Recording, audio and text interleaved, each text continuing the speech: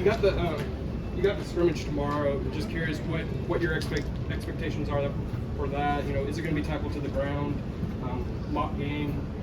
What are your thoughts? Yeah, we're going to take care of us. It's like a practice for us in terms of the way guys are approaching it, but it'll be good to get the experience for the guys kind of going through the pregame routine more so than anything in terms of the mock game element of it. Kind of the flow of it is mock game-ish, but there are guys, the turnaround is a little quick for guys. So we're trying to simulate the timing, pace of the game between series, getting corrections.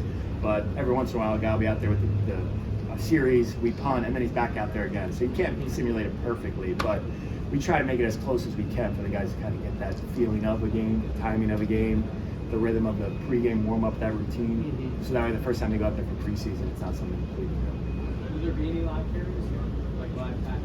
Well, I think right now Liam's got we'll probably be able to talk to you guys on some of that schedule stuff. But right now the plan is to take the tempos just like we practice. And with Travis, Liam told us he's gonna be on both sides. What do you need to see offensively from going into kind of tomorrow? Well, I think what we want to see is just that continued improvement. I don't think that there's anything specific that we would say we need to see tomorrow. We have time to continue to work and progress. Excuse me. If you guys can still hear me. But I think I'll just leave it like that.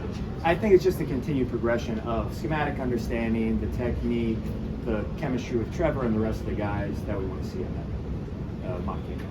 And then today you spent time one-on-one with them during the special teams period. Just how beneficial are those, extra minutes? We talked about the scheduling a lot, but just those extra minutes that you can get with them on the grass. We're trying to maximize the use of all the time for sure. The one-on-one time is great because it gives you an opportunity to see what he knows, how he sees things, how he feels about things. So the way the schedule has been built to get those opportunities has been phenomenal. And it's impressive to see him switch back and forth. It's not easy to do, to go from hearing defensive play calls, practicing defensive techniques and drills, taking defensive reps with team, and then turn around and be able to spit out his job and his responsibility on a long offensive third down play call. It seems like Diami's had a couple of explosive plays the last few days. What can you say just about the way he's transitioned so far? I think that's kind of what you saw a little bit from him last year. He has that ability, I think the improvement in some of the stuff that he's shown in the run game, and even with the different routes that we've asked him to run, will only hopefully expand his ability to create explosives. But last year, whether he was running go balls or vertical routes or with the ball in hand on screens and different plays, I think that's something that's in his wheelhouse. Greg, you've got a lot of playmakers on offense, Brian Thomas Jr., Travis Hunter, Tank, you got Travis. How do you balance, getting all those guys enough touches, to kind of keep them happy? Per se? Yeah, that's a great question. I think it's important to allow the scheme and the kind of defense and the looks and the different concepts to get the guys the ball when it's appropriate, where we're not trying to force them touches, but it's something that we're certainly conscious of in the way we plan a practice or a period or even a routes on air session to try to get each guy an opportunity to touch the ball because we have those skilled guys. So it's a good problem to have, but it just takes a conscious effort to kind of be intentional with the way we plan a practice or a game plan. And when you have Travis and Brian on both sides of the ball, like both sides of the ball, line up every receiver, how much pressure does that put on the defense? Yeah, I think depending on the defense and the structure and the down and distance will determine how much pressure it puts on them. Because ultimately they're the ones that have a decision to make on how they want to handle BT, how they want to handle Travis. And as you guys know, the more resources you allocate over there, you're taking away from somewhere. So you're limited in something. So hopefully by having those two guys together on the same field, where it's the same side or opposite from each other, we force a little bit of the issue. How much or more have you guys been able to evaluate the running game now that, pads are on and it's a little more closer to the real thing? Yeah, it certainly helps a bunch being able to see the guys really come off the ball and be able to strike and use their hands with that full speed and strain and finish. I think we were able to evaluate a little bit of it with the footwork and the communication, targeting some of that, but the full pads helps tremendously to really see guys, not only what they can do, but to see how they're processing some of the coaching points and really the targets, aiming points, all those things that you preach in individual drill. That's tough to sometimes show up in the less competitive, non-padded periods. What stands out about that running back group so far? I would say the thing that really stands out about the guys is their effort and embrace, how much they've embraced the opportunity to improve. I think all of those guys kind of had different areas that they wanted to improve individually or collectively, even as a group.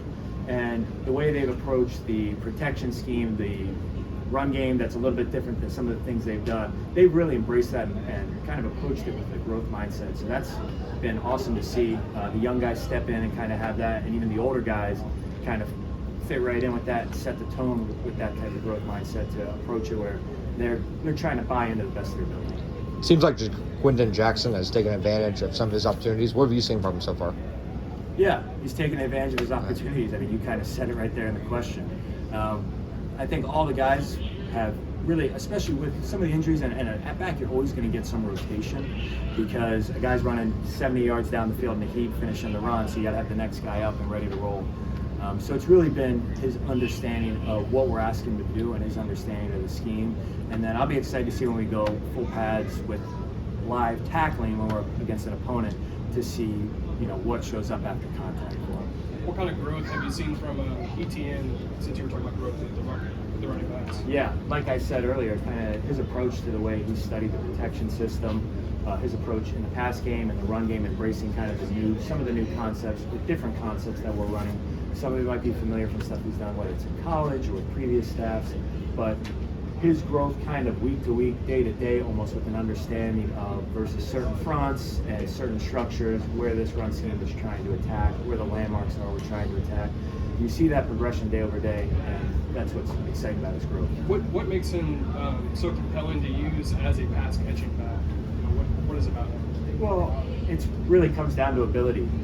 He's a guy who has some natural ability to do a lot of that stuff, whether he's lined up in the backfield or whether he's lined up flexed out empty in the slot all the way out wide. That versatility gives him a lot of options to get the ball in different situations, get the ball in space, which is where he's suited best.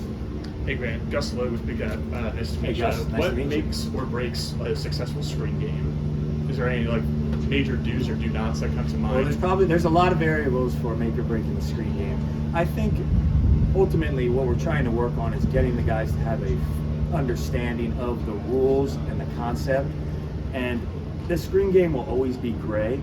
So once they have that firm understanding of the rules, what we're trying to attack, where we're trying to attack, the timing with what we're trying to attack on defense, then they can understand the decisions within those rules and how sometimes you might have to not necessarily break the rules but bend them a little bit in order to have that feel for a defender triggered this way, or he fit a different way, or this guy fit off the outside and the receiver next to me took my guy, now I got to go on and get the next guy. So there are little things like that that come with the feel. First, you kind of have to develop that understanding of the rules, and then once they develop that understanding, then you can kind of practice it, get the field out for it, and that ultimately, in my opinion, will kind of create that fruitful screen game for all areas of the screen, whether it's receivers, backs, tight ends. Appreciate it.